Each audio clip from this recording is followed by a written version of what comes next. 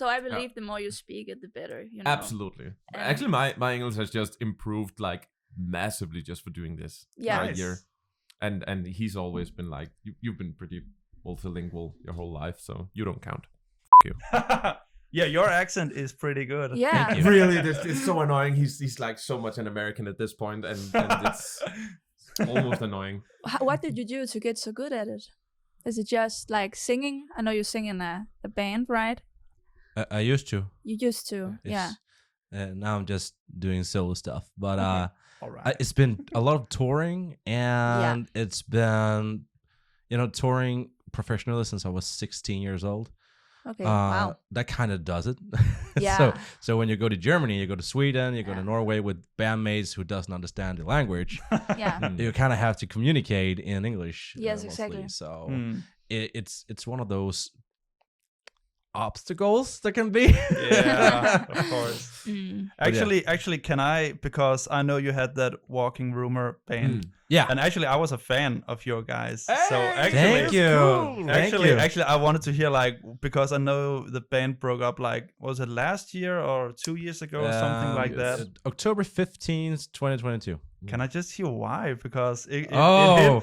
all of a sudden. That is probably And I was something that should be taken off mic, off record, because microphone. that is. Are we recording? Yeah, we are. We're recording. That is Was this actually the way. intro?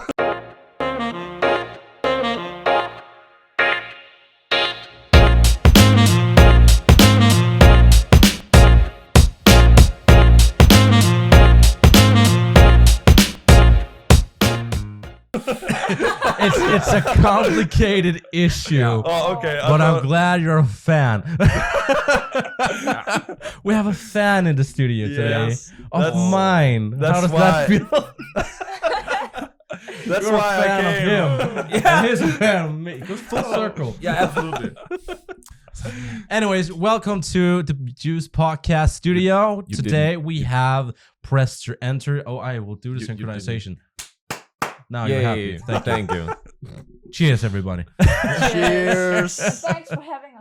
And Thanks for being here. thank Thanks you. for the Coke. We're not sponsored. We're derailing the show very quickly. Just get it out of the way. Make it a hell. Jumping straight to stars. Yeah. That's perfect. So we got my favorite bands, 5 stars all over. Thank Yeah. you for watching. Bye. For those guys who have seen the show, who's been following along, you will know who Press or Enter are. We just did a music review of those guys, and now they're in the podcast studio with us. We were being complete and they're apparently a bit masochistic. So Yes! They were like, we haven't been slaughtered enough. So here we are. yeah, we got yeah. maybe you guys want to introduce yourself, Yeah, do that. Of course. who you are and what you do. Should I start? C sharp. Lucas C Sharp here. Mr. Sexy. I need you to pronounce your name in the right way. Oh yeah. Let's start with that. So it's a Polish name, and actually I'm pronouncing it wrong because we had one Polish in the family. Yeah. And he was like my great grandfather or something like that. So he was the only one who spoke Polish. So it's pronounced Sjöbak in like the Danish way, and I guess the Polish is something completely different. What did we said Shushabak. You did, and I have nothing to do with that. Thank you for throwing the dirt on me.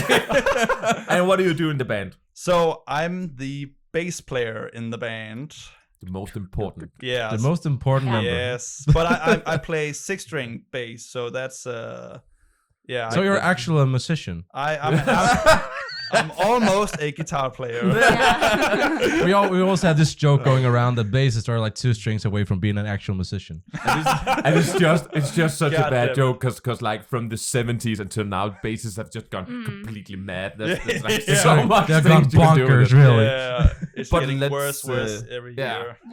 Let's So our move next on. guest. The next guest. Yes, I am Julie, and Julie Winegreen is my last name, and it's Swedish, so not so far from. So there were some Swedish in there. Far from yes, and I'm the singer in Press to Enter. Yes, and I have I've sung forever, like since I was, 9 years old. Yeah, 9 years old. Just a guess. Yeah. Just a flat out. Yeah. Like I haven't known you my whole life, but I'm pretty sure I know your backstory way better. Yeah, about that. Yeah. About that. It's getting deeper now. Okay, we're starting out on a good foot here. So yeah, we can you tell us while we are at it and we actually have you here? Can you tell us a little bit more about your band Press to Enter? Because it's not just you guys. You got more guys. Oh yeah, that's true. So, Yes. We forgot so about can one. you hear a little bit about who are you? What do the people do? And you know, just a little bit about your band, because we didn't know everything, and now we have the actual guys Yeah. here. So Yes, we can clear everything up. I'm kind of starstruck right now. Well, me too. Thank you, man. Yes. So, Simon is the guitarist and is Yes. also awesome, but he couldn't make it today. yeah. So maybe he will be on the next show. He's Very doing welcome. some very important guitar stuff out there somewhere. he can do a guitar clinic here at some point. Yeah, yeah. Oh, that would be awesome. That's actually not a bad idea. Have No. like you two doing guitar stuff, and Oh no! I can Yeah. drink That's somewhere. not fair. That's not fair. Because like they're educated. Like they actually learn how to. I think we They talked will- about it in the they'll show. humiliate where you you can bad. just see at them that they actually learned how to do it the right way, and I just learned how to do it in whatever way. Yeah. Well, to be honest, I mean, we know a lot about playing, but I can't speak for like on Simon's behalf, but I don't know that much about gear actually. No, Like Me neither. I have spent too much time on just practicing my instrument. That now it's only now I'm getting into like what my bass sound is actually. So maybe you would have like an advantage there. Relatable. I don't know. I like we when we invited you guys here, you were like, we're gonna come 2 people, and I was like, damn, we only have 3 microphones. So I went out and bought this one. And I guarantee it, the guy in the music store could have sold me anything at any price, and I wouldn't know a damn thing. I would just buy it. Yeah. He probably sold me the most expensive he has. It's actually funny that you say that because I was also quite late into the actual sound of yeah. things. I didn't really care too much. You know, if it's a distortion pedal, all right, who gives a shit? Just makes the angry sound. Let's go. And now I'm Just and again low notes. I've been playing on off for 15 years. Like I've had massive breaks in between. I think from my mid 20s and to late 20s, I didn't even play at all. I was actually about to sell my instruments back then. Oh shit! Yeah, I kind of bitch slapped him a little bit. Yeah, so- I kept them. And but yeah, I also had that whole thing where like I just played because it was fun. Didn't really care so much about the sound. And now I am geeking a lot more about the sound, especially today with all the digital advantages there are. You can get some killer sounds, and it's so much easier. Shut up! I know you said so, and shut up. He bullied me into buying a digital amp modeler, and I've hated them for my whole life, and it's the best thing I've ever owned. Which one is it? I actually went with a Headrush MX5. I wasn't brave enough to go with the big Line 6 or Helix, perhaps. We're like 11,000 for those, so I went with their next time. newer Headrush MX5. Next time. It's a little unit like this, and it's just amazing. The touchscreen is just better than my freaking phone, and it's a really good little unit. It's better than your phone. Yeah, it's a really good little unit, and it has loads of bass emulators too. Nice. It also has acoustic simulators, and it can take everything from any third party creator also. So it's actually for a little unit, it's really powerful. So But like I can how many banks is there and like presets? as many as you want. Oh, but like how many like I guess like foot switches? Oh, you can... okay. Oh, if you are talking about the actual hardware of it, yeah, it only has 3 foot switches. Okay. That's the problem, because so they are like multifunctional. Yeah. And that gets a little frustrating. But it's been made so that every foot switch is so customizable that instead of having pedals on them, you can have scenes on them. So and everything, you know, when you tap once, you can tap it one time again, and you can have like 20 freaking settings per scene, and you can do that with every single pedal. Plus the expression pedal right next to is again some of the best I've actually played with. Is equally customizable and can be everything you want. The good thing about that is like, because I was constantly kind of poking at you, like saying, why are you driving around with this big ass Sam's and killing your own back trying to pull them, and because he's playing in my company's house band, BDSD music house band, and so he's playing for a lot of different artists, and there's pop in there, there's some jazz, there's some hip hop, there's some rock. You want to do all that with one amp? It was what are you doing? Yeah, buy the damn digital amp and get it over with. I will say that if you don't want the big, they just came out with their hit rush. It's the first Prime. bump of the day. Yeah. They just actually gotta have like a counter that's second bump of the day. They actually have the big Prime now. They have the really big unit. So Head Rush has come in with the Line 6 equivalent stuff. But honestly, I still haven't regretted that I bought the little one. It's so easy. Nice. It's made in complete metal hard case. And because they are so innovative with how they are actually mapping, how they're giving you complete control on what you want, I have never actually been in a situation where I felt I needed more pedals. I don't switch on and off like 6 or 7 pedals in a song. I switch one pedal. Or maybe 2, but I can just make that setting, and I can have a set list. It there's a lot of room on it. I think I can have like there's a 2,000 set list if I want. And also the way you change song, they've also made into that I God damn it. just to tease them. It's really customizable. But who says you need that many amps? You can make it sound good with just one. Absolutely, like it's also about some guitarists. I think like they only play on one guitar because they think it's more like But it's kind of refreshing to hear a guitarist saying that, like, you're okay with not having the big fat amp behind you, because I think there's like a tendency with not to say. Yeah, okay. So I think there's a lot of guitarists that really likes that you know, that wall of sound behind you, because it gives some extra like oomph in the body. So it is kind of refreshing to hear, because I, like, as a bass player, I actually really hate having an amp. I just want like my floor unit. That's I agree with you, and that's that one thing that I will say that can be a problem. The way it's works is this unit has a stereo output. So it's so amazingly versatile that you actually have a left and right, and you can pan your effects left and right too. That's awesome. And of course you can just sit in front of the front of house. I have sometimes had trouble with some sound engineers not really understanding what I say. Can I get some more in my monitors? And you get nothing, and I can't hear anything of what I say, not even from my own gear back then. And that is a little problem. But again, it's pretty easy just to take, because you have so many outputs. You can just have your own monitor with, or you can take a little that one, whatever the hell that's called. The cabinet. Yeah, the cabinet. You can have a little cabinet. But not that one. It just need a little active cabinet. If you have an active cabinet, you can just take that. It's just a decor. So if you want that wall of sound, you can just bring it. Like you just bringing your own speaker just for you. So just remember to bring some speakers who doesn't color the sound too much. Because then it will change a lot of things.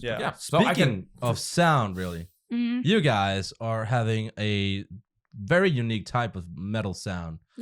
Thank you. From this country that we're living in, called Denmark. Where, as you put it, is boring. Not controversial at all. Like, and you Did you hear that, Denmark? You really just put the emphasis on. Fight me on this. I don't care. If you're not sure what we're talking about, go watch the episode and click the card right out there. Anyways, but you guys have a very distinguished sound. How come you've settled on that sound? Well, that's a good question. And Thank you. I have more. And I'm not sure, actually. Why? So I don't know. I haven't thought about that. So I think it's just because we listen to, of course, a lot of metal music. But actually, like at the moment and during the because we made an album, and like during the album process, we didn't listen to that much metal, actually. So I mean, we did listen to a lot of course, metal, but we listened more to pop music and And I listen to a lot of like lo-fi music actually, which is weird because we're making a like progressive metal album. I am listening to lo-fi. He's definitely listening to jazz, aren't you? Yeah, and also jazz. So and we also had like this, not debate, but kind of conversation about like, is our music even heavy? I mean, is it even like metal we're making? Yeah. And I guess it is, but but it's metal. Yeah, but I get what you're saying. It's surprisingly, But there's still like a lot of twists. There's many different genres. I think like I come from a like mainstream pop background where like I've always written like singer-songwriting, music and stuff. So maybe I also think the vocal has a lot to say, and maybe the sound of it. Yeah. Oh yeah. I'm a big fan of every choice that you guys make regarding your vocal. It was really good. Like I am a hardcore nerd of the 2000 sound, and that just when I heard like reacted to the track, I was like, it's okay. Then I heard the vocal. Now it's good. But it is different, you know, from other like metal singers, because there's a lot of screamings and a lot of choo. But it doesn't mean that just because you have scream and that power that it's not powerful in itself, exactly. you know. And that was actually the thing I wanted to ask you about, because what do you listen to? What you said you came from a more pop background, you write more pop tracks. What made you go, how about metal? Because are you a fan of the genre too, or like? I wasn't like before. That's it was actually first that's so when cool. I like that. Forced to liking metal. Now I only listen to like metal, you know, Mars Volta, and I love Tesseract and Bring Me the Horizon. You went from Katy Perry to Tesseract and like. So like this genre and like is kind of new to me. So I don't know. Yeah. So like I came like from listening to I converted. So fast. Yeah, I still like the mainstream, like, you know, Katy Perry and Lady Gaga, and I also like Björk and experimental stuff, you know. But I like this. It's just about the powerful vocals. Like I think power female figures that like very inspiring. But I also think that's why you really like Bring Me the Horizon, because that's like they have the like heaviness, but they also have like all the pop stuff. Yeah. So that's like the perfect combination of that, you know, of like Bring Me the Horizon is also converting just way slower. They were actually they're like luring all the pop fans in, and then they're converting. It brought Ed Sheeran in there. See what we can do.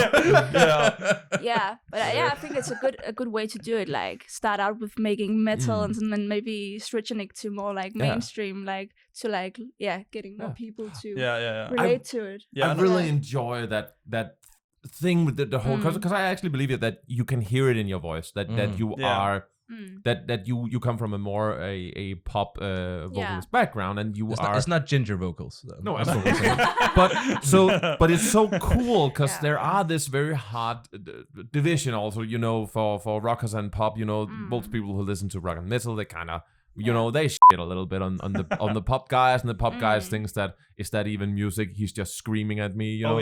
So there's all that. But to see that someone who's just like actually never cared for metal starts liking metal and now plays metal is cool, because a lot of really talented metal guys also listen to a lot of opera and a lot of jazz, and you know, it's it's also kind of challenging, you know, getting into this genre, you know, getting to know something new. It's because it's like a great challenge.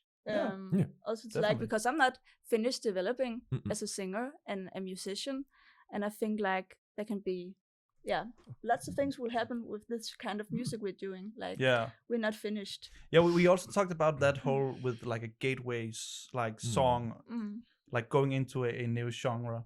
And I think for you it actually helped because like at the beginning we were just guitar and bass and programmed drums, and then we needed a singer, of course. I was deliberately trying not to ask about it. The drums. We think there's a drummer in there. The sound program. Yeah, we had to save money, so we do too. We all do it. Sorry, drummers. If you love the drums and Walking Rumor, Buzzkill. It's What's that program? What's that program? Like we had a drummer, and he came into the studio and playing his part, and we were like, we need to program a new sound on top of this. Because it's good, but because everything else was like, we were recording with like Kemper and Axe effects and stuff like that, so the sound quality was way different. So we've put an acoustic drum set on that. Oh yeah. It just sounded hollow in a way. Yeah. So yeah, I think they're modeled. But then that's a plot twist. I couldn't hear that. Nope. But I think that it kind of works in like a live setting, of course, with all the Kemper and the Axe effects, and then the acoustic drums works really well. Yeah. But in the studio, I mean, you hear everything, like every little like nuance in the drums. Yeah. I also think actually like Bring Me the Horizon like puts another layer of drums on top of the acoustic drums to have like that sound to match all the other effects and the guitars. And I'm still in the same situation with all the music that I'm creating right now. It's just programmed drums. Like I will always say before we come back to what you were actually saying. Oh yeah, I'm there's a lot of starting to forget it. Keep going. That's just this whole podcast is just like derailing before anybody gets. It's just chaotic. There are of course a lot of people who are angry with the digital world we live in, and you know, you in particular. I was a bit of a hater of it till now. But the thing is, it never takes away, just because something is programmed, it never takes away from the fact that a drummer can still play it. There's still, just because we can make a computer does it, doesn't mean that it's still not impressive that a human can do it. I think it's it's a little sad that just because we have very skilled computer engineers that are capable of building some very amazing programs of robots, that it for some reason should diminish the talent it takes to do the thing the robot can do. Actually, so I think that it's just so sad that of course it's easier to make programmed drums, but if you see a drummer playing the programmed drums, he's still freaking amazing, because that is a robot not being able to make mistakes who just did that, and he did the same just as impressive. So just it doesn't take away from it, I think. It's actually one of the most important tips that I can give to anyone out there right now watching this is that if you're programming your drums, make sure that you have a drummer verifying that are actually playable. That are actually humanly playable. Because we made that mistake once or twice. But Lucas, but that was also the one thing you were thinking about when you was programming like drums. So I have I had a lot to add to that. But first of all, regarding bass lines, actually I programmed the MIDI bass first, and then of course do whatever the hell I want with the MIDI bass, and then I learn it on the real bass, because that really takes me out of my comfort zone to have, you know, everything programmed, because when you're actually playing it, you are kind of limited to what you know. But when you're programming, you can do what you want, and then you get to learn some crazy new stuff. You could challenge yourself. Really. So I actually really like that process. But with the drums, actually, so the thing we did was we of course programmed the drums as how we wanted it. And then for me, I recorded the bass to the programmed drum, and my bass is not perfect. But then what I did was I went in and adjusted the drums to my bass, not adjusting the bass to the programmed drums, but the other way around. That's a good way of doing it. So the drums were, of course, there's some fills, and I just took them back just a tiny bit, so it would be a bit off the grid, and also some of the hits just taking it back, and some of the fills were just make 2% more sloppy, and it kind of worked actually. That's why it sounds so human, because we were debating, is it actually programmed? Is it actually a drummer or not? Because that's what they do with the programmed drums. They make some tiny mistakes to make it sound more human, because otherwise you would be. That's a smart way of doing it though. Just take your humanly way of playing and make sure that the programmed drums fit that. Exactly. That's a super good way of doing it. That's genius. I mean, that's why I came today, to preach this. It's kind of the same thing with Jonas K. He has trumpets on his album Gamle Men i Nye Biler. Old guys in new cars. Old men in new cars. Old guys just sounds way better. Anyways, but he has MIDI trumpets in there, and it just sounds a little too clean. So a good way to like make that humanize is find some brassers that it sounds kind of like you're running out of air, and put that in there once or twice, and then it sounds way more human. Like there's an actual human playing this damn trumpet. And one of the questions he got was like, who did you get to play the trumpet? Where did you find this guy? Sweden. Just throwing Sweden out there. It's a real person. Now we're talking about things that are perfect. Who is actually writing the lyrics? I was about to say, you're talking about me now. Is that you? Shit. We are actually like all doing the lyrics. Everyone. Yeah, but it was like we didn't talk about that, but it's like the album is like a DIY project, so we did all of the songs from home. I joined the band a little later, so like I didn't have so much to say in like the composition and production things, but the new single we just released called Painkiller, go and check it out. Yeah, it's Go check it out. and it's good. It's good. It's good. The link is down in the description. Yes. Yeah. Great, Oh yeah. great, Yeah. That's great. awesome. Yeah. That's the camera. You're pointing at this one. Instead of just looking at you guys, keep looking at the camera. I'm gonna point at this one. That's gonna look so weird. So that's more like you can feel yourself a little bit more in the new single too, as well. Because it was a song I wrote in like 2014. So it's actually the oldest song from the album. So it's freaking old. So it's like so it's my composition likewise. And then Lucas did some new producing and made it sound like you gave it a boost, like big boost. Like, that song was a real singer-songwriter song. Like even like the piano was kind of like for 3 minutes, like dong gong gang gong gang gong, like for 3 minutes. So I kind of went in and did some weird stuff. Spoiler alert. That's cool. There's something like that coming from me soon as well. Basically, you wrote a pop song way back when, and you got into this band, and you kind of got to know everybody, and you had to find your place in that, and then they took your old pop song and made it into what it is now. Exactly. That's cool. But that's such a good thing too, because that's a very different process, really. But it's also so cool because that is also what skilled musicians and that whole process. It's amazing to see things that you write, that how it can be so many different things. Exactly. What can the original idea, what it was, and what it becomes. What can it like grow into depending on who you put in the same room. Yeah, exactly. But it's also very interesting, like having like a pop form, like pop song, and then giving it to the guys who can make it more complex and are very technical. Like screw it up. so, we just mix all these kind of our strengths together. But you have heard. Paul to the Wall now, and a few times, a few times. But what you find out is that it's different. Like the songs is different, and Paul to the Wall, Simon wrote from home also, and it's also different from some of the other songs from the album. Typically, like it's like one main theme, but I think like we have a lot of different kinds of styles. The songs I'm hearing from you, exactly, they are. You can hear that it's your style, that it is your band. But it's not this. It's not boring. It's not the same song over and over again. There's a lot of different things happening. Actually, like fun story there. But we did a like listening event or like listening party for the album last weekend. I was gonna come, but I couldn't. I actually had it in my calendar. You have to ask your girl about that one, dude. That's okay. It will be available for free streaming in 2 weeks. Amazing stuff. But what were you saying? Oh so we did a like this listening event, and we did like these pieces of paper, like flyers. No, not flyers, but like pieces of paper with all the like track lists. And people could like write, notes or like stars or rate them or whatever. And we did that. We did 2 events, like one in Odense and one in Copenhagen.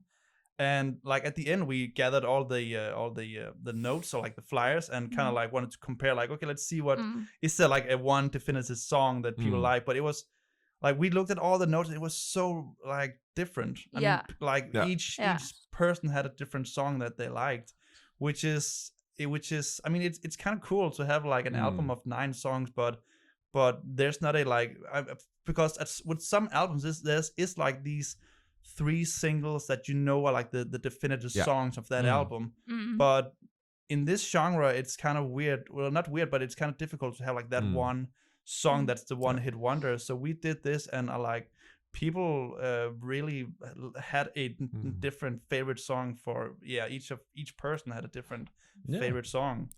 It's kind of like a snowflake album, really. Like everyone has their own favorite. Yeah, right? From a management perspective, I could imagine you would think this was absolute hell to work with. Yeah. Because you really need that one to I need one song to really statistics. sell the album on. Yeah. But then again, as a manager perspective, there's one thing you can do, and there's one thing you can shove down people's throat till they like it. Yeah. And that's called radio. Yeah. Like, does anyone really love Dua Lipa?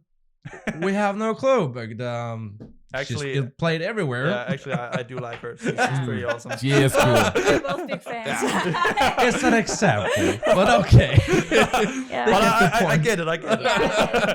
Murder him in the comment sections, please. But it's actually like funny about the radio thing because we've been writing out to different radios and we're not sure how to label ourselves. So we have like these, of course, the metal radios, but then we have the like more rock oriented radios.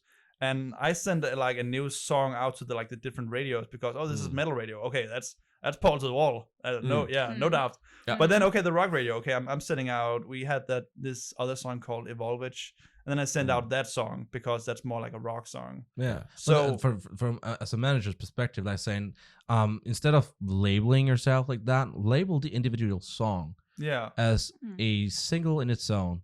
Yeah. So if you have an album like 12 song album, no, it's 12 singles that you can combine to an album. The way you release it is like saying we're gonna market one song at a time. Yeah. And at the span of 3 weeks. Yeah. It could make sense, in your situation where there's literally not one song that might be, the one you think can sell. So that might be a good It's actually point. It's actually the way of giving each song its own opportunity. Yeah, exactly. But it's also difficult with your genre because like 6 and 7 minute songs. Yeah, I didn't even notice it was that long. Like I had to look. Wait, have I been sitting awesome. here for 6 minutes? What the? I was entertained all the way through. I had the same about your review of the song. Like I was actually, oh shit, this is 26 minutes just went almost by. Half an hour. That was fast. So it's called narcissism. I like it. I just want to hear more. Just roast us. I want to hear it. Talk about me, please. I wanna. Yeah, well, you know what? I'm just being kept complete out because he is fan of his rock band and I am fan of that rock band and nobody likes me. Nobody's my fan. You're doing a great job. I'm a fan of your YouTube personality. Not even my real personality. It's like that can be Julie. Julie is a fan of your personality. Yes, I am a fan. Now there's a balance. Yeah, I want to circle around to someone who hasn't insulted me yet and talk a little bit more about your song. Because, screw you guys, I don't like you anymore. I'm so sorry. Oh, damn. Like to be your friend. Thank you. So, this is now divided. Splitting the room.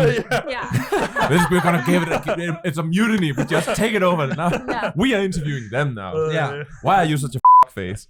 Because of you. Oh, can we swear? No, we can't. Okay. I just like to do it because I know he will have to like listen to it a lot and have to beep it out. The entire thing and beep it out. Oh, okay. So it's to piss him off. It absolutely. Is that gonna get people? I didn't notice it. Oh yeah. The song you wrote Yeah. back then, it couldn't have been 6 or 7 minutes long. No, it was not. And I would also imagine, because when I write songs, I do have like a personal feeling and vision. Even if they're very old and I never get to release them, there's still some personality in it. I'm already a fan. Yeah. How was it to take that? A sweet little baby. You've kept this song since 2014, so it must have meant something to you. Yeah. And then just giving it to that guy. I just said, I go do your thing. Can you do something with this? Yeah.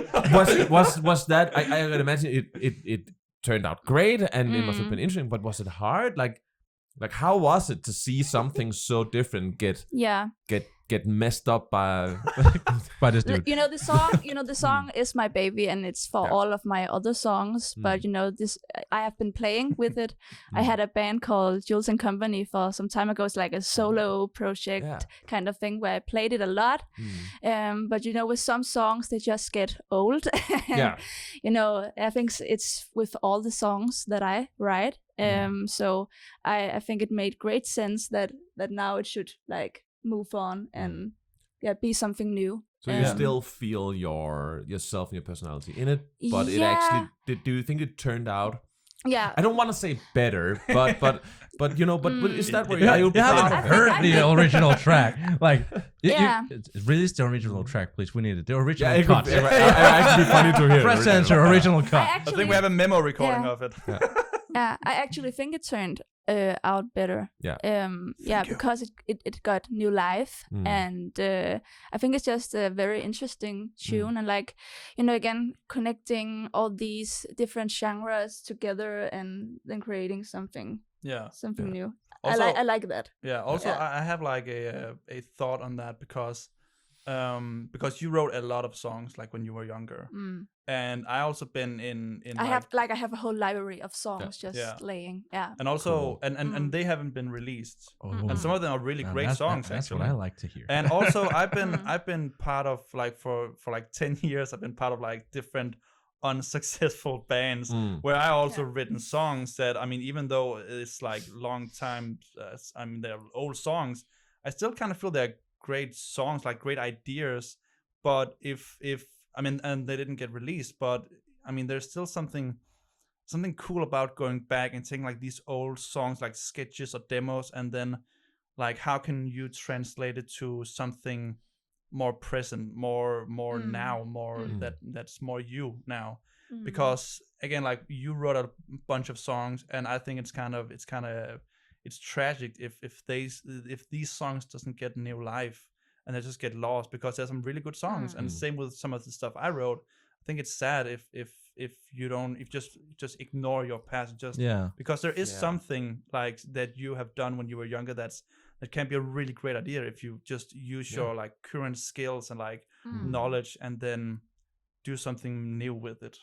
And also it's also easier because then you have a lot of songs you can work on. Instead of just trying to make new, but out of something old. And if you're tired of the lyrics and stuff, then you can just remake it. Make something new. And that's what we did with the Painkiller. Like the lyrics were written as a because you were like 16 at the time, so like the lyrics were written by a 16, and then we had to look at these lyrics again like 10 years later, and like okay, what it was chaos. What the hell did you mean by this? Exactly. So we had to like do something new with it. It's also a bit interesting with that. He plays music, he writes songs, and of course I do.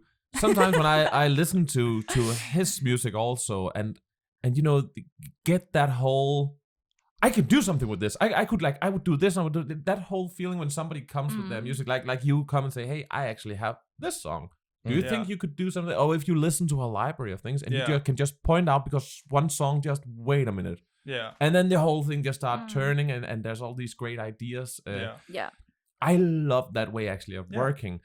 Some of the musicians I've worked with, some of which are rappers, some make pop and metal, and it doesn't really matter. I write everything, and it doesn't really matter because sometimes when they come and say, "Hey, can you put some guitar on some of this?" and I listen to it, it's very obvious. What songs I instantly connect with. For a lot of the rap guy I've been making some stuff with, also on stage and stuff, that's just a lot of his songs where just like instantly I know that's what I want to do with this. I could do so much with this. And there are other songs where I don't have that initial that energy from the get-go. It's such a great way also of just realizing how great a song actually is. When you hear maybe a phone recording written 10 years ago and a weird text and a piano and still you're just like, this is amazing. I can do something with this. That's usually the demos that I'm getting, because then you know it's a great song. Like, at its core this is great. Definitely.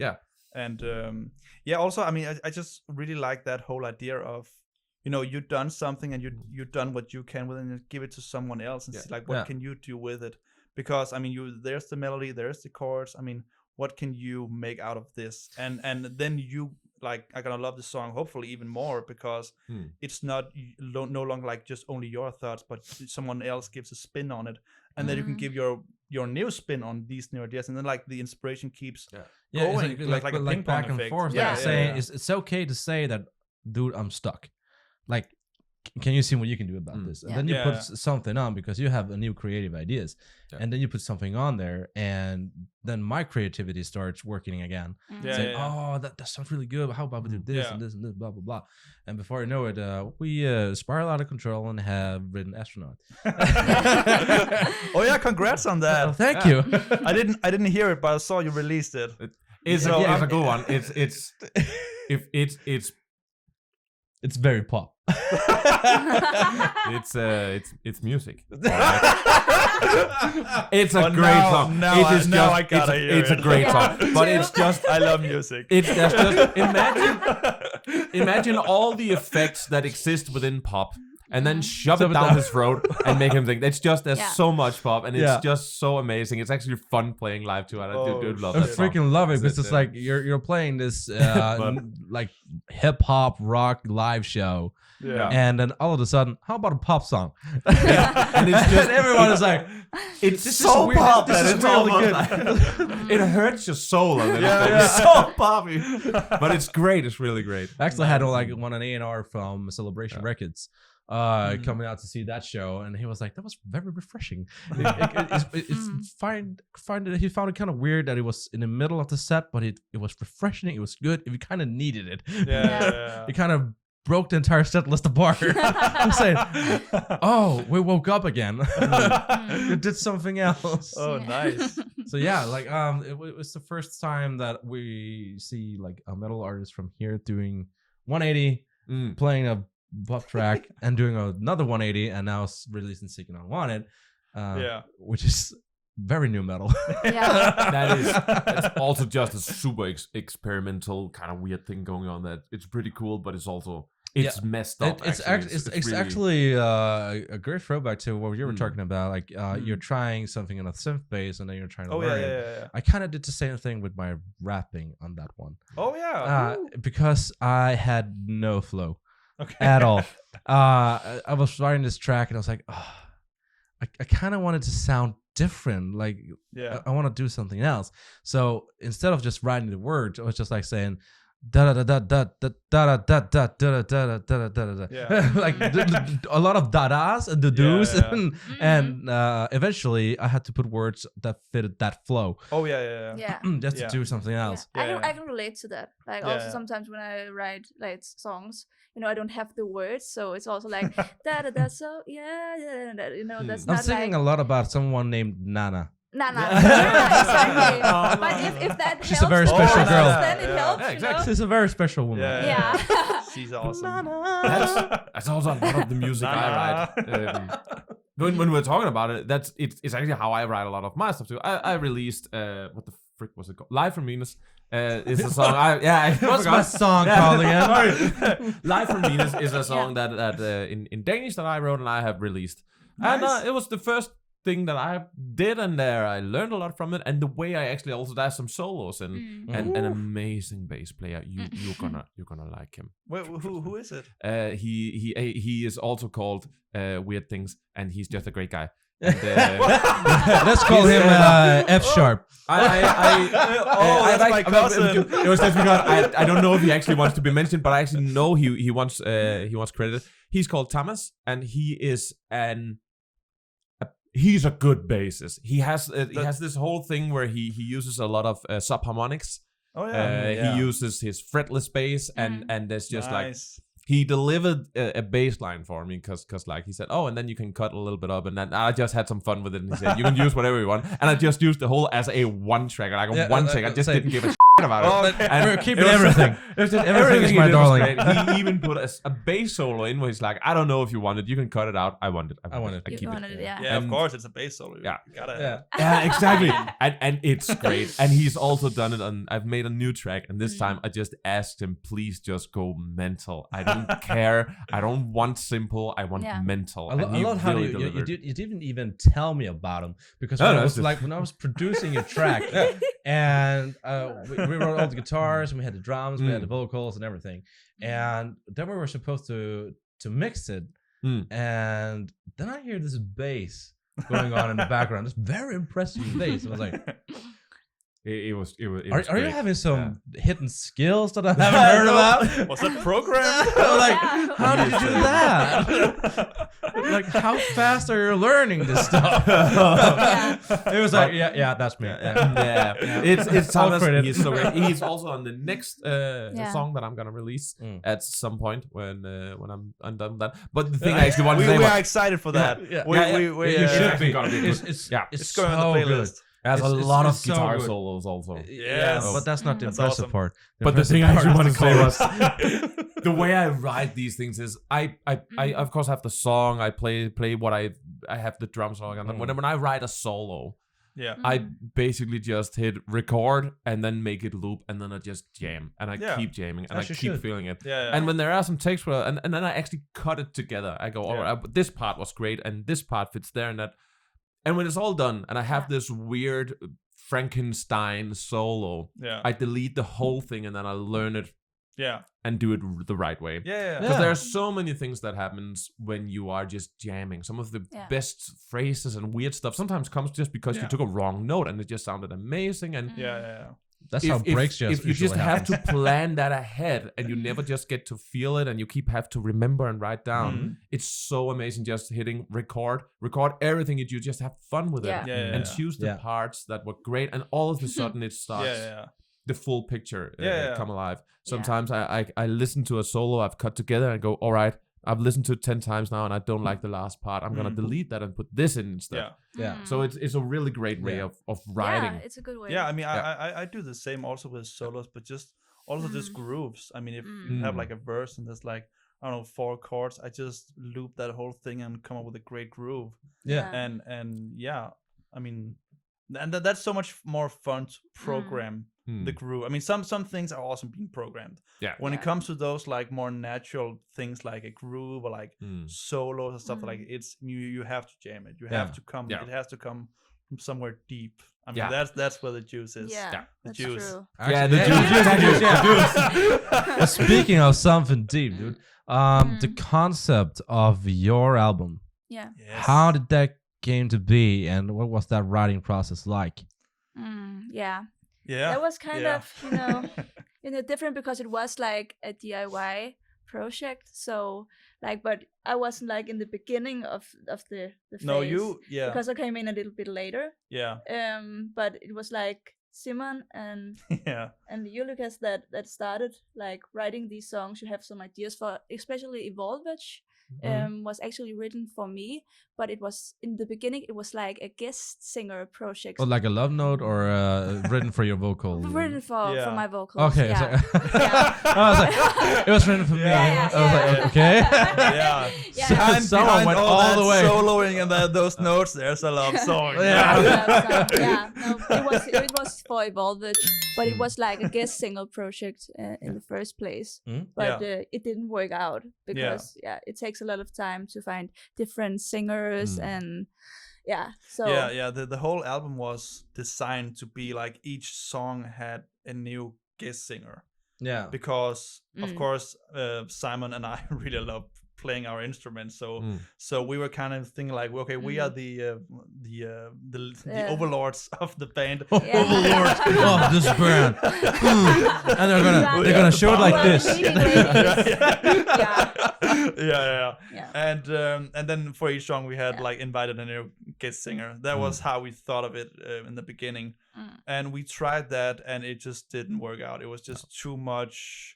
I mean, I think it could work maybe, but it was just too much, too ambitious, because I mean, inviting a singer on our first single was called Sky High Place. Just the whole idea of I mean, we tried it actually with one singer, and it was just too hard to work because it was like a 7-minute song, and they had to record their vocals like from another place, and they had to send it. And this song, again, 7 minutes, like there's a lot of like metric modulations and like changing time signatures and all that shit. And it's, I mean, we we kind of have to explain like what is this song about, and we can't do that, like, well, we can't do it, but it's just too much work not being in the studio with the singer and like guiding the singer, and also like with the chords and some of the like sometimes it can get a little hard to capture that feeling, that attitude that you really wanted to take. It's also 2 whole songs in one. It's still the work of 2 songs because it's so that long. Also because there's a lot of stuff happening. I'm not kidding. You know, there's there's a lot happening. And also and also just the whole like choir thing, because we love choir. But if like that singer had to like do the choir, they would have to know like what the chords are, and if they don't know what the chords are and like how harmony works, I mean, they can't do a proper choir because it's gonna sound like shit. So we tried that and it didn't work, and then because Julie was always supposed to sing on the song Evolve, and she did, and it sounded amazing. And then we were like, okay, let's try. Okay, you want to sing on this other song, this 7-minute metric modulations, prog song? Yeah, you should just do it. Yeah. And actually, I have a point from earlier with the like how you got into metal, because I think that's why you got into metal, because you had to record a metal song, and after you recorded the Sky High Places song, you were kind of like, this is fun. This is freaking awesome. It's actually fun. And I was really happy about the outcome. Yeah, I can also feel you were proud of it. So you I want was more really of proud. that, right? And like, I like the challenge, you know. That's just the greatest way of being a fan of something new. It's just, you know, you did it, you were part of it, and you just started loving it by doing it. That's amazing. It's kind of a whole romantic story of falling in love with prog music. It's like the Beauty and the Beast almost, right? That's true. I love it. It's almost also like saying why change what works? Why fix what's already there? Yeah, because then the weird thing is, like, let's say we kept going with the guest singer thing, it would just be too weird having like such great vocals on like 2 songs, and then like the next 7 songs would be different vocals that didn't match that talent or like that quality. Or maybe taking that too much of a leap of faith, like we have no clue what's going to come back to us. Exactly. And I mean that's pretty scary, like giving all this like faith into the hands of a singer that you might think like is a great singer, but you don't know like how they work. So that, I think, kind of where we was like, okay, let's just ditch this guest singer thing, and then like ask Julie to do the whole thing. Can you come in and record, you know, like 5 more, like, and after that, like, but 12 more, 20 years more. So we did the recordings from home. We did the production thing first, where we did the drums, you know, and stuff, and then guitars recorded, and Simon recorded from home, and then Lucas did the bass and you know, overdubs and all this stuff production wise. And later Great on, sound. And later on we did the vocals. And then we did some effects. I did some vocal effects. I like doing stuff with that. We call it ad-libs. I think that's really important in the production to make it more mainstream and modern, because I really like that kind of sound, you know, also from like all the prog music. I like that kind of, you know. Of course you are making music, course, for oneself as an artist, but it's also you want people to enjoy it also. So of course having the audience's listening experience in one's heart when you make music and rate things. I like that whole thing, but you know, it's I don't even know how to explain it, but you know, there's what I want to do, and sometimes I think about, but is this really, maybe I should go a little bit more with the mainstream. There are some things that just work and people love, and I think it's important to take the audience in account and say, but can I do something to make this even more approachable by people who maybe not listen to this? I mean, because we want people to listen to our music. We don't want to piss. You don't want to make shitty music. No, that's the whole thing. We don't want to make shitty music that pisses people off. There's a reason why. It's enough that only one in the room has that title, right? Yeah. But what? You instantly agree. I don't even. What happened? What did you say? I weren't listening. You're saying we don't want to make shitty music, and I was like, no, just one guy in the room has that title, and you're just instantly agreeing. That's you. I'm sorry. Yeah. Oh, great music. When a joke backfires. Because you can edit that, right? No, it's in there. It's in there forever, guys. God damn it. So yeah, we really thought about like, the difference in our music and how we could make people relate to it in a way. And it's something I think a lot about because like it's like fitting in a box, certain box, in this today, like everything, how can we get more people to listen to it? And I also think that's why the vocal, like the pop vocal, the light sound, tempo kind of vocal matches with this kind of music. It gives something, a new life to this kind of music and stands out a bit. And that's also something we talked about. I really love the thought process because you're not like throwing spaghetti against the walls and see what sticks. You're actually having a thought process and a strategy to it. Yeah. And you're implementing that and like combining your background and your background and see see how that can fit. Yeah, exactly. Yeah. I think I also noticed that you said one thing that can be difficult, and I've experienced that as well a bit. I'm not the strongest educated musician. I'm pretty much just learned by doing and picked up whatever I could. I do have some music theory, but I'm not even gonna try and battle you on it because I know I'm far behind. I want to see that happen. No, that's we don't. For the next episode. It's like a music theory guitar battle episode. To the death. KO. Oh wait. If it's like if we're gonna go a guitarist against a bassist. But I'm not even there. No, I don't have anything on you guys. I'm just simply not as careful what you wish for. That's great. That is literally also why I love your music and stuff. Like I know enough that I can geek out about your techniques and stuff like that. But there's absolutely no doubt about it. Is obvious that you guys as musicians, you know what you're doing and you are trained. Where I can see, even though some of what your guitar player did, I can also do it, but not the way he does it. It's so obvious to see that my way of doing it is clunky, it's weird, I need more takes. There's a lot of fluidity I don't have in my fingers because he definitely learned how to do it the right way. And I've just tried for myself until something worked. But that was actually what I was trying to say.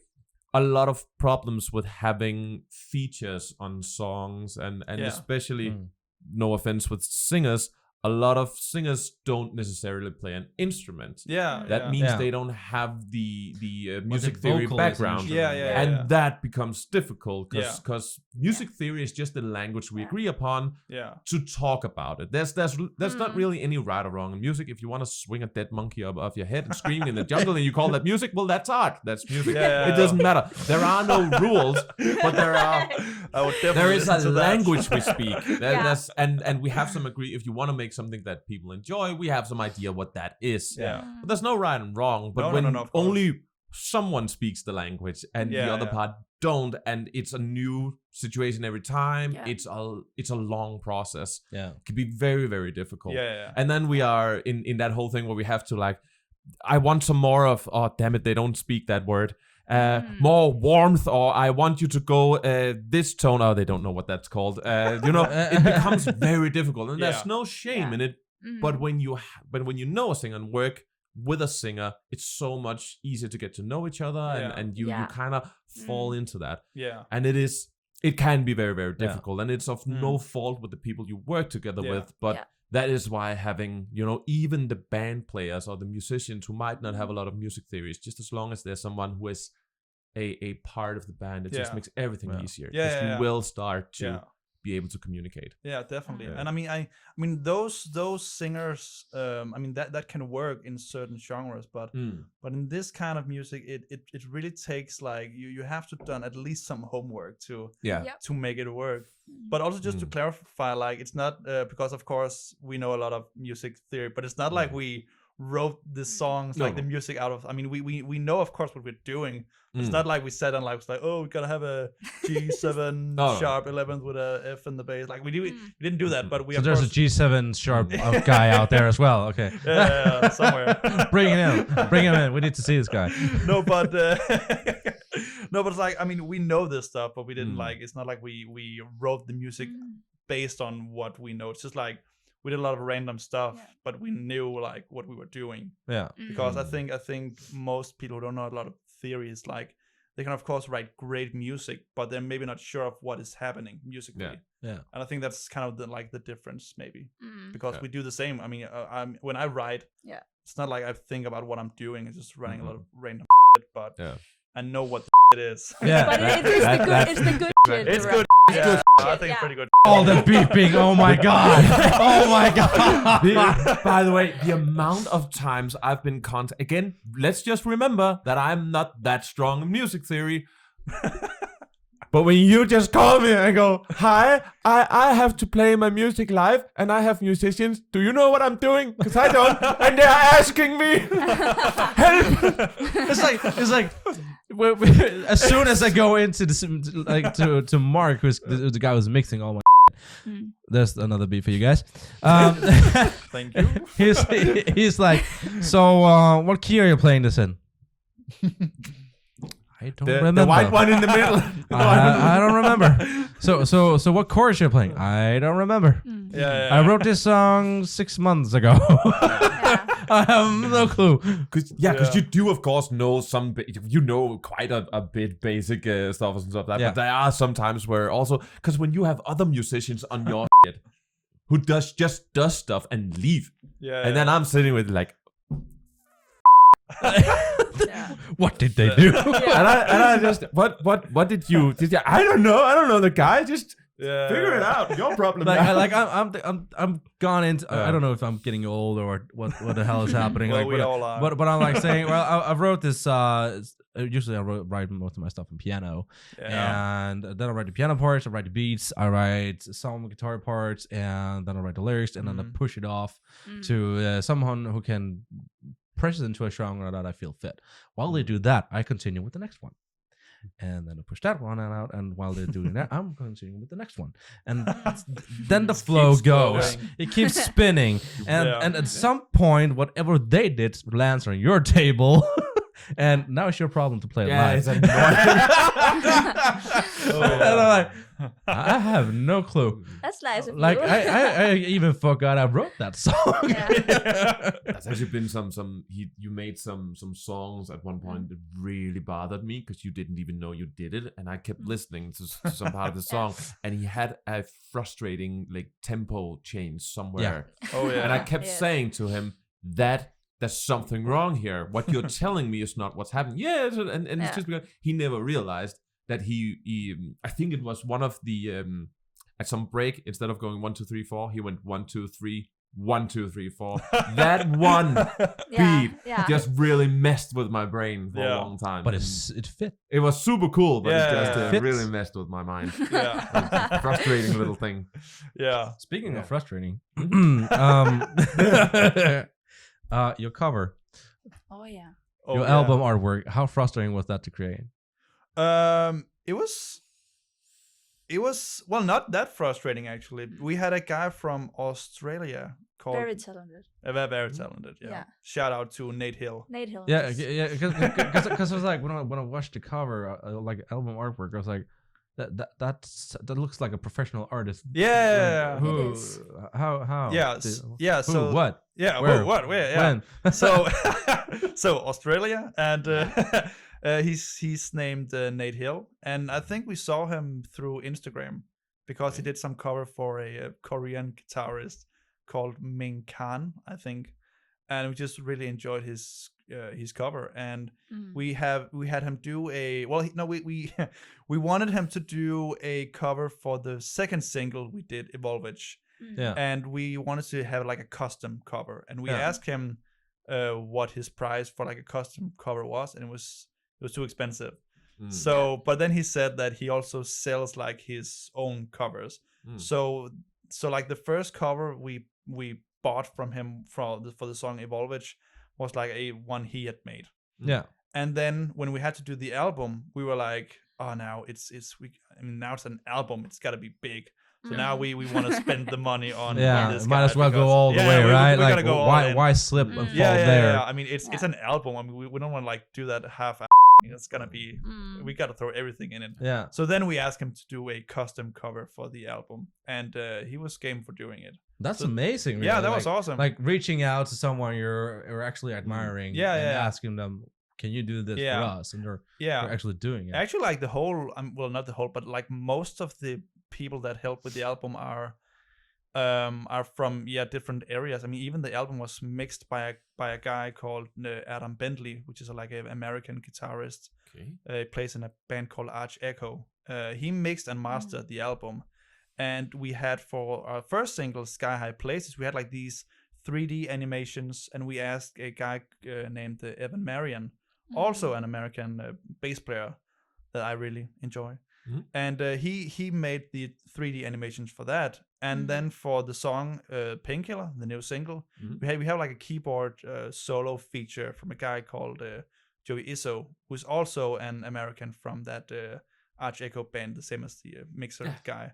So we like, have a lot of. You're not working with anyone from Denmark. No, you're not saying Denmark is boring. It's boring. We are going international. Yeah. That's very cool because.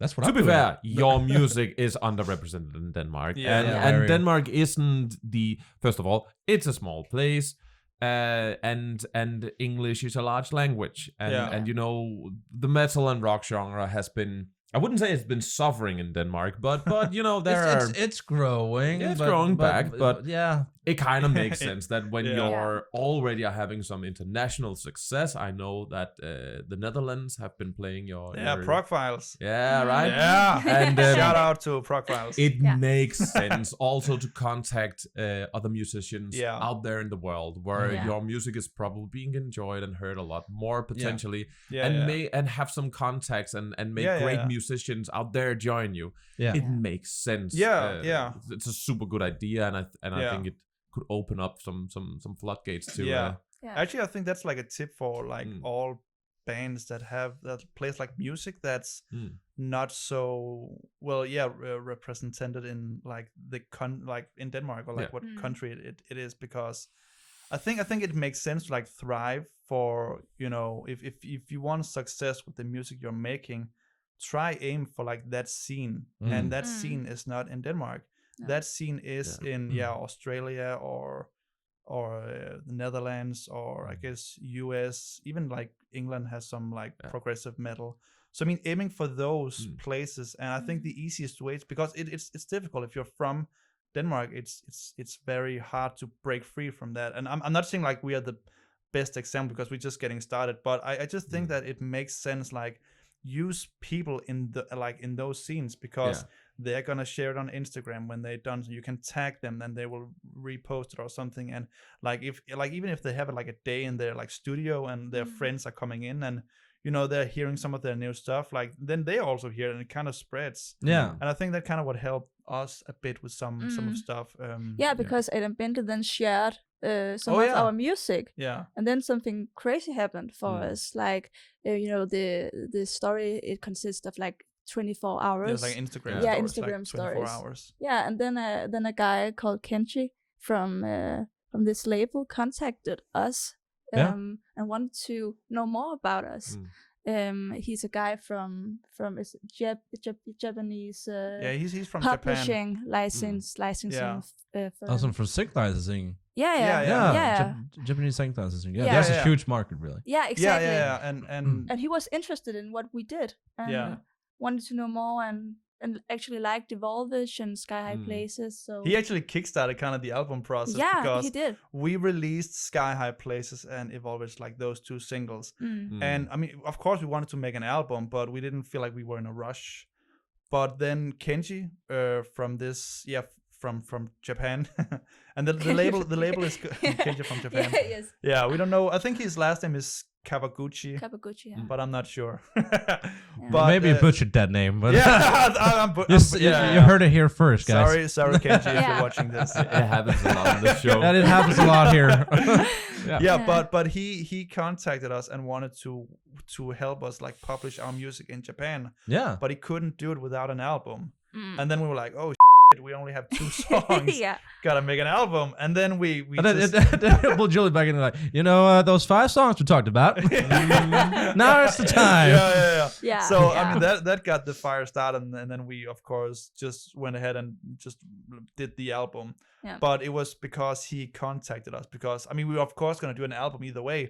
But we were thinking, oh, he contacted us. He wants an album. We don't have an album. So if we don't do it as fast as possible, he might go on to someone else. Exactly. And we will lose that opportunity. So we just said, oh, now we're gonna make an album. When we just did it, there's nothing I just to like talk the about. whole idea was just like, hey, Jules, you know how we said you were gonna be a feature? How about we own you now and we adopt you and you're ours? We need you. We're starting to move in. So we were a bit in a hurry, but we didn't like stress about it. Maybe a little bit. I stressed a bit. Yeah. Okay. Like with the opportunities, especially from bands from Denmark, it doesn't happen that often. So I understand the stress. Like because you want to make that deal. I've been signing 4 record deals in stress. Yeah, it's a bad idea. It's a bad idea.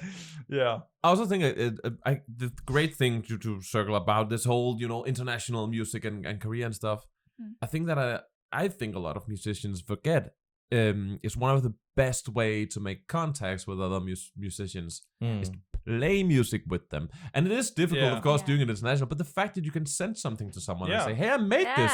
You want to put your personal touch on it and release it? I will even pay you for your work or stuff like that. Because it's this, be a nice person. Yeah. I've heard so many people actually say it, and not a lot of people do it. Yeah. But they say, just ask. Yeah. You just ask people. Don't be afraid to ask people. Just you're that bass player that you're a bit of a fan of, right? That's amazing. You just ask them, hey, dude, you want to do stuff?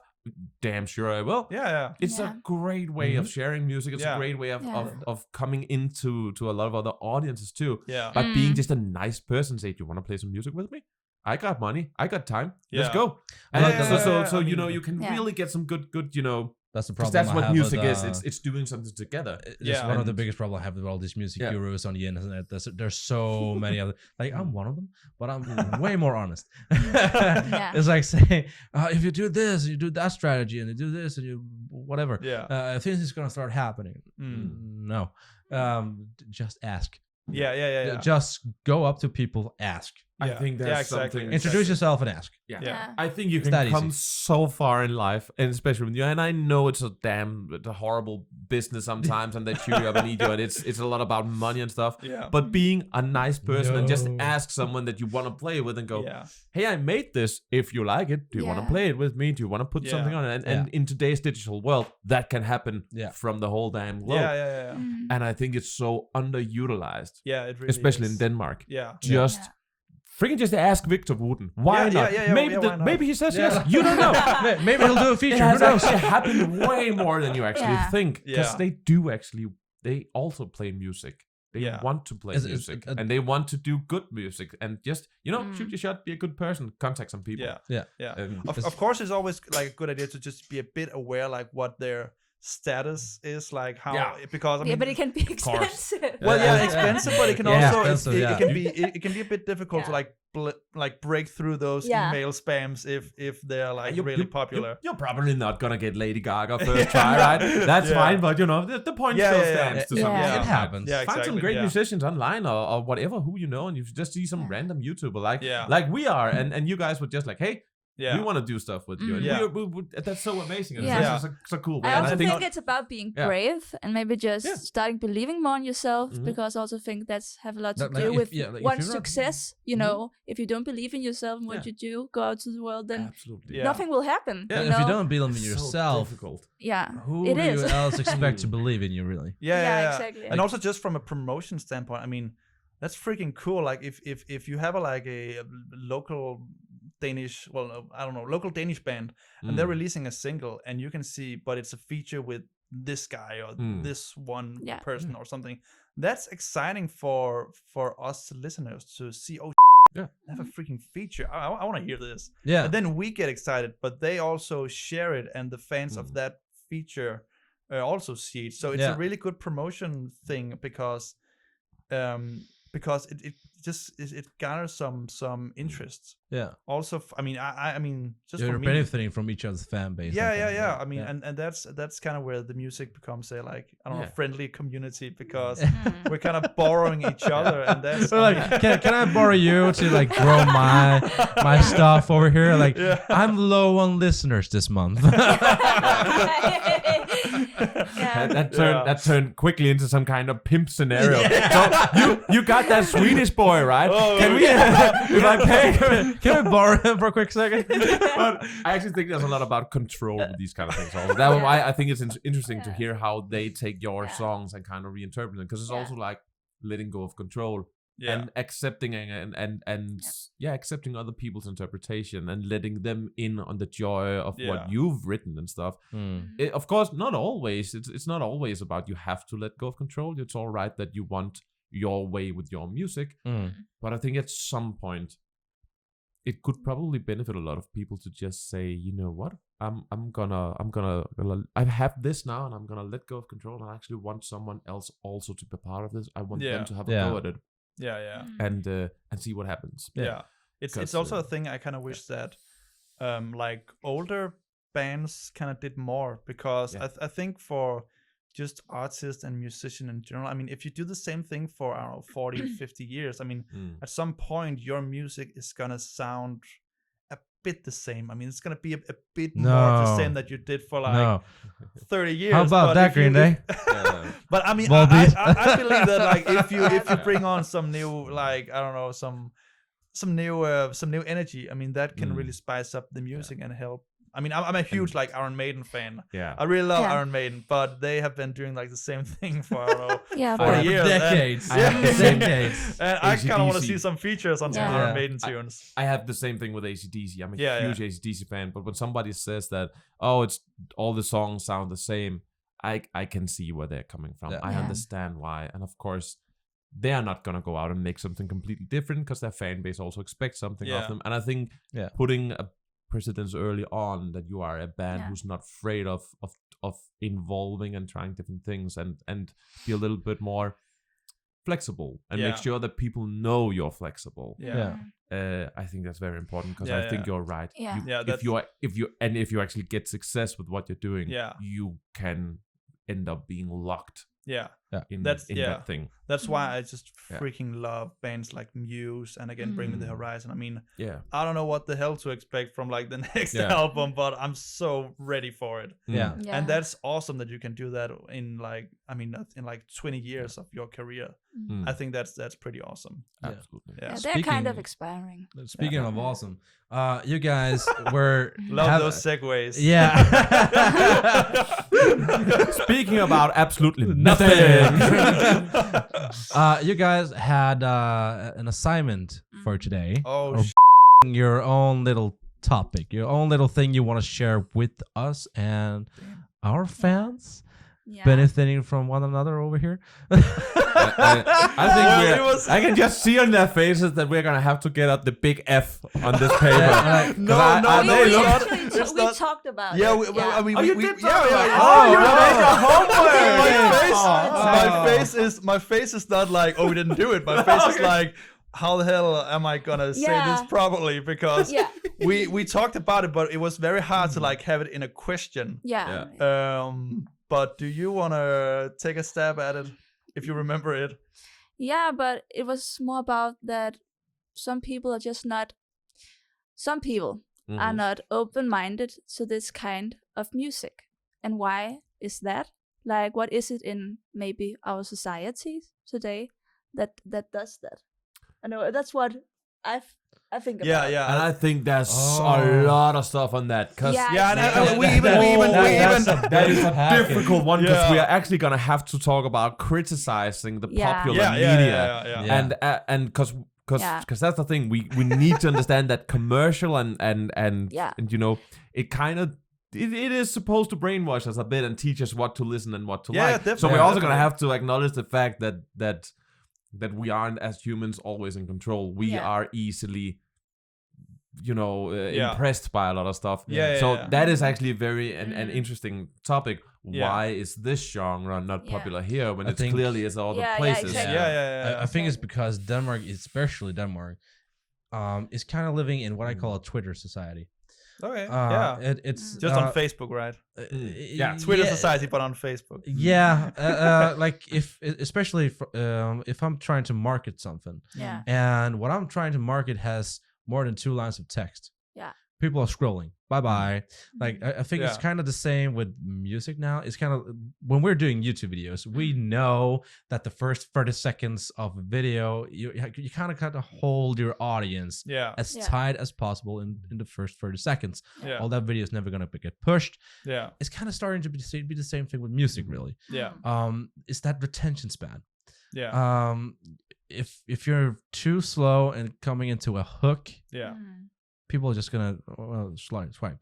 Like and it feels like you usually back in the day we set up our career and the faith of our career into gatekeepers.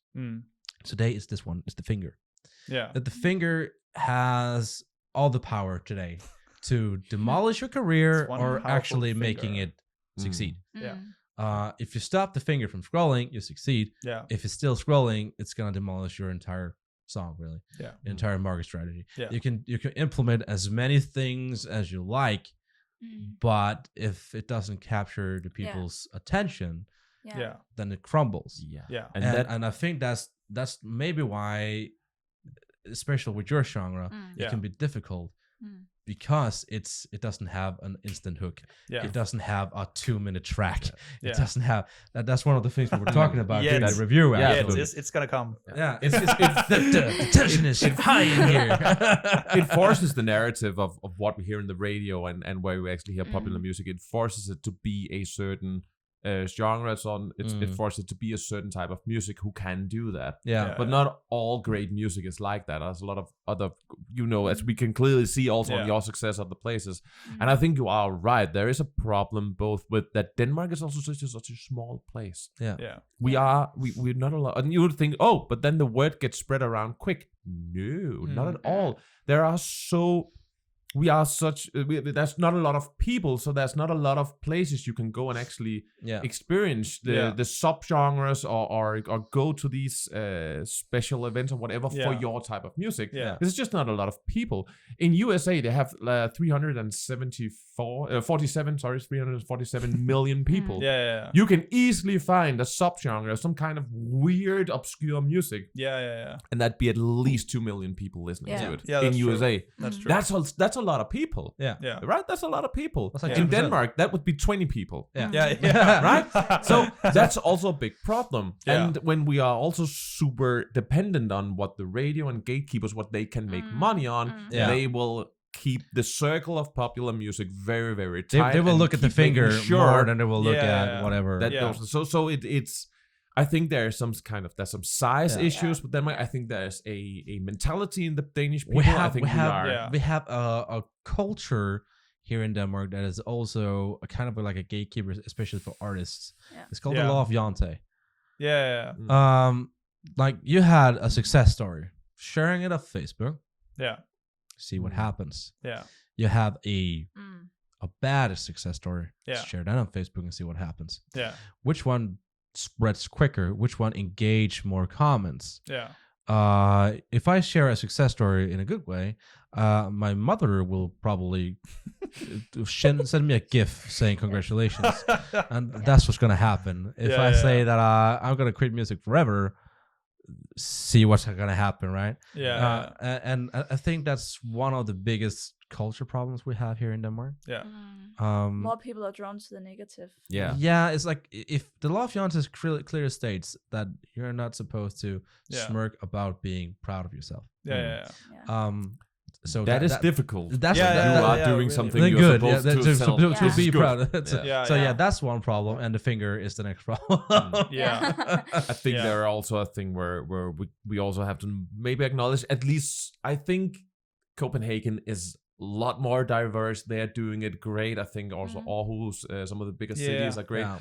But in reality, I think we have a problem in Denmark where we are angry cold Vikings sitting in our television and complain. We don't want to go anywhere. No. Because We're sitting very comfortable in our couch complaining. It is so hard sometimes Yeah. to actually get people to come out. I've actually warmed up for some quite popular bands, both international, also in Denmark. Yeah. Like four. They became four. They sold out in Copenhagen. They played here. It came 4. That was actually a weird thing. There's a group of people I met. They were talking about their experiences and how they were working on a place, or what's it called, venue. Yeah. And they told that they had this really popular band. It was like the biggest thing in Germany. It was just, they were so loud and it was giant stadiums. Nobody showed up.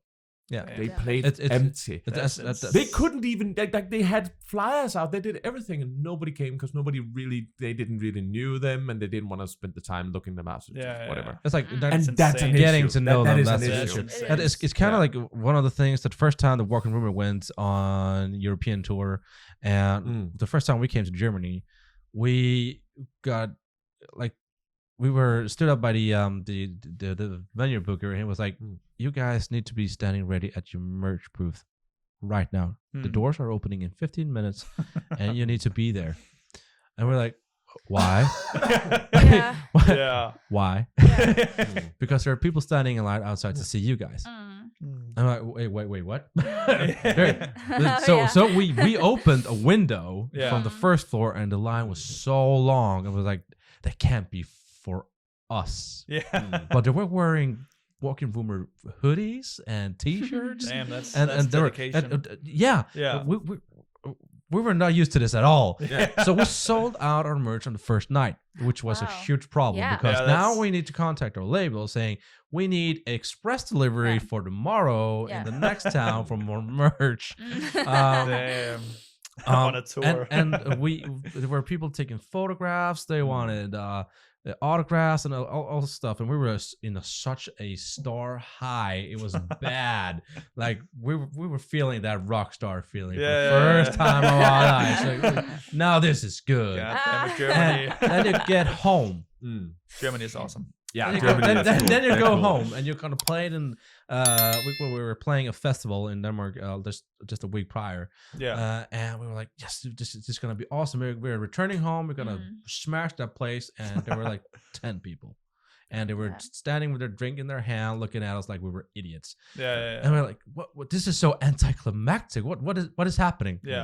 And I think it's because Germany has a very different culture. We were talking with some of the German fans back then, and they were like, you guys could potentially, for all we know, be the next Metallica in 10 years. We have no clue.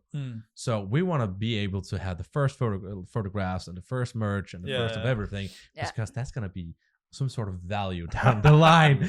They know this. And we're like, I feel so used. I feel exploited in some way. So you're faking it? You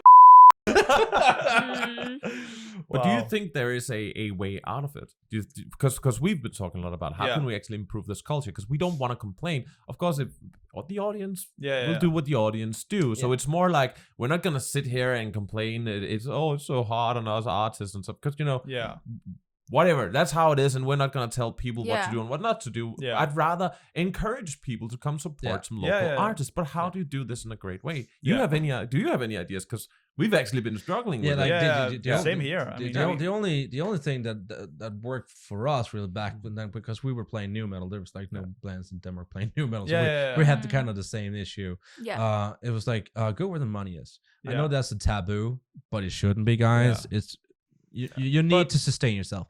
So we market to where our fan base was and where the culture accepted who we were. And in Denmark, it's just look how we treated Volbeat when they were actually here.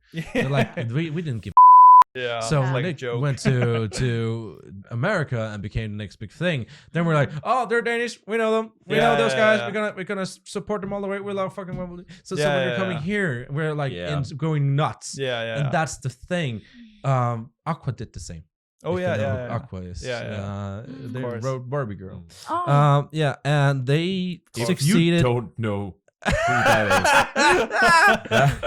We're gonna have some issues. They are like they are legends. They succeeded in Southern Africa. Yeah. So they moved to Southern Africa. Yeah. And got big there. Yeah. And first, when they actually succeeded there, they could move back to Denmark. Yeah.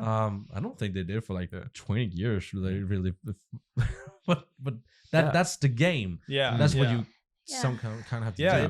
It's really tough because it's also about like, should we make something that people would like listening to, or should we just no, or should we keep be true to ourselves?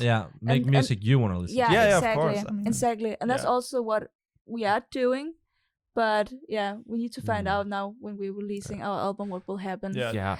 Just quickly, just it's so nice to hear your thoughts on it. Yeah, exactly. We've been talking about it, and I mean we know like what we think, but it's so refreshing to hear others' thoughts. I mean your thoughts on it. Thank you so much. Yeah, so that's really enjoy talking about these things too. Because I don't want this to sound like some kind of bitching, complaining about the audience and stuff. Because I really think that the audience know what the audience wants to listen to. And it's not supposed to be this arrogant. Oh, I'm just the greatest. Nobody just doesn't understand. It's not that. This is why we bring up some of these very obvious examples where the Danish culture is difficult. We are a type of people who sits at home. We don't come out much to the same extent. And it's not just especially us. since the corona hit. We know something changed. Bookers have this problem too. They can't make people, they can't sell tickets really, and it's everywhere. Yeah. So it's not about us thinking that we are the greatest musicians ever. It's fine if we're not, and it's fine if our music is. I actually don't care. I still think there is a bit of a problem because there are so many talented people in Denmark. Yeah. And I actually don't want to send them all to out there. Yeah. Why can't we make them famous here? Why do we have to chase away all these great people and then focus our mainstream? Our mainstream is like so densely packed with what is considered mainstream pop. And I would argue in many other countries or just generally in Europe or stuff like that, it is so much more all over the place. What is actually popular music? I like comparing musicians and their business to having a lemonade stand. Yeah. And in this particular example is if you're selling lemonade, like if you're selling more lemonade across the street than you are on your side of the street. Yeah. Why aren't you just moving your lemonade stand? Yeah. Like, why do you keep forcing people to come from across the street to your place and instead of just going to them? Yeah. But that's the problem. That's what I think is the problem. How sad is it that a lot of the Danish music culture is struggling so much? Yeah. I've actually heard a band too. This is a long time ago. There was this guy I was talking with, and I didn't know what band he was, and we shared some information. And then I asked him, well, how are you doing? Where have you been? They were on tour in Japan, actually. Yeah, nice. And I said, oh, how was that? And he said, different. And I was like, why? And I was like, why? And he said, well, the booker hadn't actually told us anything about. We knew we had some concert and we were going over there, but when we got over there, we didn't know our songs. This was before streaming was as popular. We didn't. They didn't know their songs were being shared as much as it was. Of that, they had no way of knowing. When they came out there were armed guards at the airport to greet them because there was a freaking truckload of people wanting to just. I mean, men and women were throwing clothes after them. It was completely crazy. They felt like they were these big rock stars, and they had no way of knowing. Damn. And they came home to Denmark and nothing happened. Yeah. And that is sad because this is some of those evidence we have where we can say, the Danish people, we have so many talented people. We know they're talented. Why are we killing them? Why are we not allowing them to actually succeed here? Why do we have to send them to Japan? Why do we have to send you guys to the Netherlands? What's wrong? Because it's clearly not. But then again, if you're doing good in the Netherlands, Yeah, then it's then the time spent trying to find a show here could be used to trying to find a show there. Yeah. And that's a free tip for you guys. Yeah, and that's that's I mean, going back to why we are involving people other than like, I mean, there's a lot of talented people in Denmark, of course, but again, back to the networking thing. I mean, that's why we want to involve people from the US or Australia, because that's where the scene is, and that's where we want to go, so we can. It feels like it's weird. It feels like we have to prove ourselves before we can be accepted in our own country. And that's weird. The sad part, because that is a great way of doing it. And I will always say that international working together, it's amazing. Yeah, but it's more because the sad part is when it is because there's a problem here. Yeah, you're simply just being chased out. Yeah, you're being chased out. People don't like you. Yeah, and you don't get out of here. And that is just a little bit sad. I hate when people also like that whole band Måneskin that we also review. But we love their songs, and oh my god, she is a half Danish bassist, and it's just the greatest thing ever. Probably never lived here. Why did you tell her that when she was here?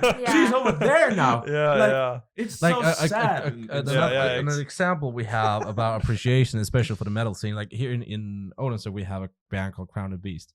Oh yeah. They're from Odense. Yeah. Oh damn. You didn't even know. No, they've been playing for so long. No, you were guys from Odense. We were just they look Copenhagen-ish. Yeah, Copenhagen. They've been playing for so damn long, and it's just when they got accepted to Copenhagen. Oh yeah. Things started to change. Yeah. Then suddenly, you're Crown of Beast. Oh my god. Yeah, we've been that for 10 years probably. Why are you not looking at us before now? Yeah. Like, but also, going back to the whole genre thing, because again, you mentioned like new metal, and it's weird because bands like, again, Linkin Park and I guess, I don't know, not Bring Me the Horizon, but like, I mean, these bands like Linkin Park and I guess Korn, and I mean, these bands. Limp Bizkit. Yeah, Limp Bizkit. I mean, they are very popular. Also in Denmark, I mean, I think everyone knows, like, in the end, I mean, they know that song. Yeah. So why are, I mean, I think it's I mean, it just puzzles me then that so many Danes can be fan of Linkin Park but not fan of the next new metal band. Yeah. Because I mean, new metal is in a way not. I mean, to talk about pop, but if you knew how many times people have compared me, to you sound like in the beginning it was Fred Durst. Is that a good thing or a bad thing? Because I can do it like this. Yeah. Because of rough rapping like that in the beginning, because I was 16 years old, damn it. My voice was not developed. You sound like Fred Durst. Okay, and then they kind of said that as a diss, not a compliment. Oh, yeah, okay. It was not a compliment. Of course. And then it spiraled into, you guys sound like Linkin Park. Yeah, thank you. Yeah, that is a compliment. Thank you. That's a good thing. They didn't see that as a compliment, but we did. Yeah, okay. And now I'm doing my own thing, and I'm writing about mental struggles and stuff like that. Now you sound like NF. I can't win, huh? Yeah. I can't win. Yeah, but just, I mean, going back to the whole like music thing, because again with new metal, I mean, there is a hook in new metal. I mean, there is like a verse, and then when we get to the chorus, there is more than often a catchy hook. Yeah, and it's I mean, not that hard. No. I mean, it's pretty easy to understand. Yeah, but it is actually like today I would actually say that offended. New metal is for a lot of people. I would even say that they would struggle even calling it metal. It's more of a popular thing now. Yeah. That's also why it's so weird. Like so many people like are comparing, like, you know, Linkin Park, and you're like, but Linkin Park's great, right? Yeah. And then you say I'm like that, but why like this? Why that tone? Yeah, but you like okay, weird. Weirdness 17. And that is why again I really hate because it's not.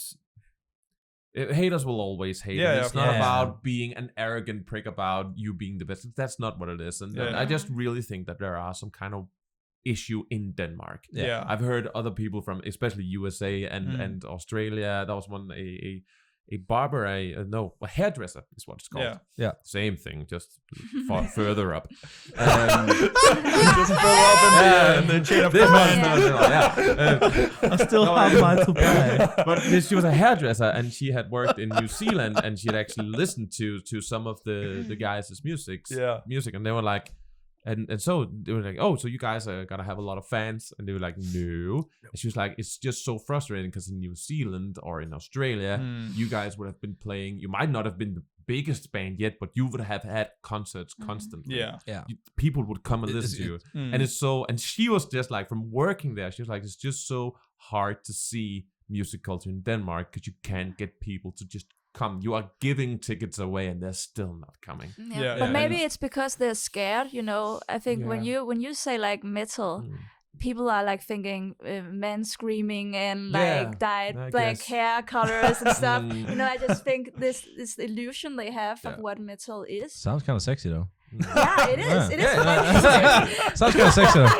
Yeah, but it's not the truth. But I just think people are locked in their own opinion and what metal is, and I can say it for myself because I didn't know about metal like for the last for my whole life. So and now your life has changed. Yeah, my life has changed. I really like it, and it's so real in a way, and also the lyrics. There's so many stuff in this kind of music that just speaks to me. And I think if I can change my mind, I think others can too. Yeah, definitely. Just definitely. And I also think that's why mixing metal with other stuff, maybe people just need the right way in. The gateway. The gateway song. The gateway song. And I think that is a problem in Denmark, that pop culture in Denmark is just really about popular, like it's like I don't know, it's like the school kids who got this brand of backpack or whatever. I think that is also what kind of happens in music. Nobody is prepared to give a chance to some unknown people. Nobody cares. It's just when you're going out, you want to go out to those are great. Exactly. And it's about this type of person is popular right now, everybody listens to that. That's what the cool kids do. And I think the whole music industry in Denmark has become that. And that's a little sad. Not to take anything away from these popular artists, because they are freaking great. Yeah, they're awesome. It's more the other part of us, actually, the audience, that we have created a culture, I think, that hyperfixates on certain individuals or genres, and we will only deal with that. Until someone says something else, right? Definitely. And I think that's what becomes a little difficult. I also think there's also something with the language. I mean, because it just feels like music in Denmark in English just has a more difficult time breaking through to the Danish audience. But if it's, I mean, I'm so, like, sometimes I'm really curious to see like how it would work if our music was in Danish. I mean, this prog metal band, but it's in Danish. I mean, how would that work? That's an experiment you can do. That's for the next album, guys.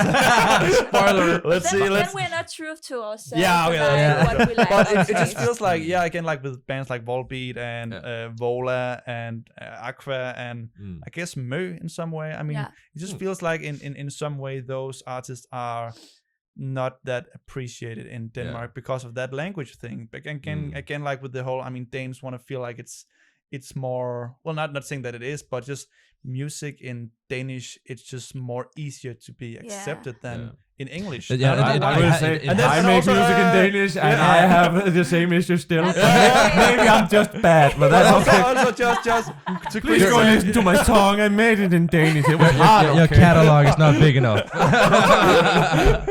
Okay, so, but just quickly to say, I mean, that's why I kind of appreciate that we're doing this in English. I mean, we could easily do this in Danish, but this is a way to include like everyone. I mean, this is not just for the Danish audience. This is for everyone. And I guess that's the same with music. I mean, people who make music in English, it's a way we kind of want to reach out to everyone, so not have people feel like excluded. And you do that if you have music in Danish. And I mean, it's not that it's a bad thing, but why is it that music in English, then it's not that more appreciated. Yeah, and that kind of really puzzles me, that language, because everyone, I mean, most people in Denmark are very fluent in English. And they understand what's happening, but they're not appreciative of the music that's in English. I know, so that really puzzles me. I know a couple 6 and 7 year olds who speak English. It feels like it has taken a shift over the past like 5 or 6 years. Something has happened. Yeah. I think we're about to wrap it up. Yeah, we're actually about to say. I can see that timer. It's the timing is clocking down. What does it say? It's clocking down. We're at almost 2 hours now. Yeah, 1 minute, 1 hour 50. I have to edit everything down. I thought it's been 40 minutes. Yeah. But before we wrap it up, we would like you to have the opportunity to talk directly to the camera. And give a message. It's a joke. Sorry. to whoever's watching, your fans, our fans, anyone who's out there showing interest. Of course. Yes, of course. Should I start? Yeah, well, I'm starting then. Yeah. Thank you, everyone who listens to our music. I think we also speak on Simon's behalf, but thank you so much for all the support we get. It's so we're so grateful, and just keep sharing our music and comment and like and whatever there is. I mean, we just really want this music to be heard around the world. So thank you so much for any support we can have. Yes, and I would like to say the same. Thank you so much. We really enjoy making this music for you guys. And remember, we're releasing our debut album on the 24th of November. Yeah, we had to do some promotion. And go and check out the songs we already have released. Thank you so much, and I hope to see you in the future to some of our concerts. Yeah.